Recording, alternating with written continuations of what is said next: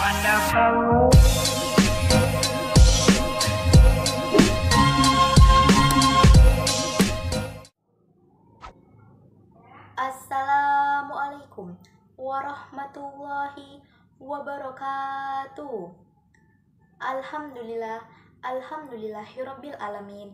Wassalatu wassalamu ala asrofil anbiya'i wal mursalin wa ala alihi washabbihi azmain.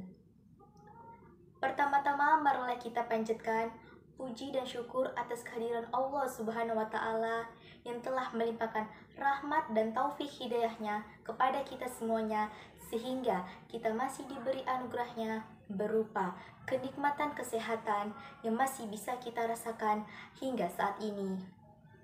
Dan tak lupa pula sholawat diiringi salam kita curahkan kepada junjungan Nabi besar kita, Nabi Muhammad Sallallahu Alaihi Wasallam, yang telah mengubah dari zaman jahiliyah menuju zaman Islamiyah. Yang terhormat Bapak dosen pengampu Dr. Muhammad Surip SPD MSI, dan yang saya sayangi teman-teman serta para penonton YouTube channel ini. Ada pepatah mengatakan, tak kenal maka tak sayang. Bagaimana mungkin orang bisa saling menyayangi jika tak saling mengenal? Maka dari itu, izinkanlah saya perkenalkan diri saya terlebih dahulu. Perkenalkan, nama saya Siti Fatimah Handayani Hasibuan dari Universitas Negeri Medan, jurusan Pendidikan Bahasa dan Sastra Indonesia, Fakultas Bahasa dan Seni. Hadirin sekalian, pada kesempatan kali ini, saya akan menyampaikan sebuah pidato singkat saya yang berjudul tentang kepemimpinan. Kepemimpinan. Sebelumnya, apa sih itu kepemimpinan? Kepemimpinan adalah sebuah bidang riset atau suatu keterampilan praktis yang mencakup kemampuan seseorang dalam mengatur atau membimbing orang lain dalam suatu organisasi. Beberapa pemimpin adalah pembicara yang bagus, tetapi seharusnya pemimpin bukan hanya sebagai pembicara yang bagus, melainkan melalui tindakan.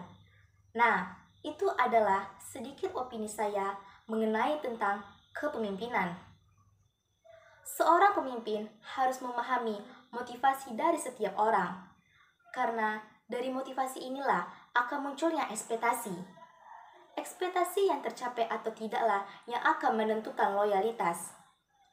Pemahaman terkait motivasi setiap orang akan memberikan pemahaman kepada rekan-rekan bagaimana cara untuk mengelola ekspektasinya. Seorang pemimpin juga harus menyadari dampak dari kebutuhan terhadap motivasi dan performa.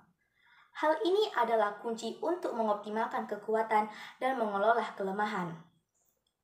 Beberapa ilmuwan juga pernah mengidentifikasikan 3 dasar karakteristik kepemimpinan. Yang pertama adalah ambisius dan tegas, yang kedua adalah analitis dan berhati-hati, yang ketiga adalah peduli dan saling mendukung.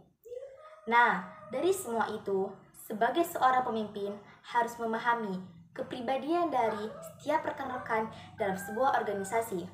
Untuk apa? Karena dalam setiap kepribadian itu membutuhkan penghargaan dan memiliki prinsip yang berbeda-beda.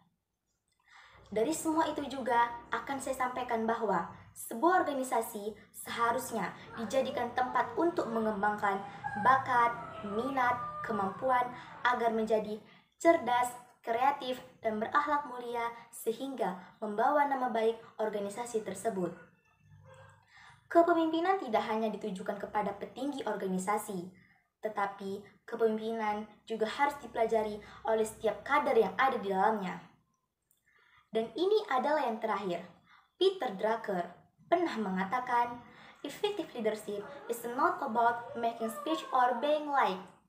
Leadership is defined by result, not attributes. Demikianlah pidato singkat yang dapat saya sampaikan.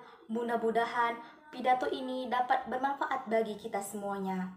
Dan apabila ada kesalahan kata, saya mohon maaf, dan kepada Allah saya mohon ampun.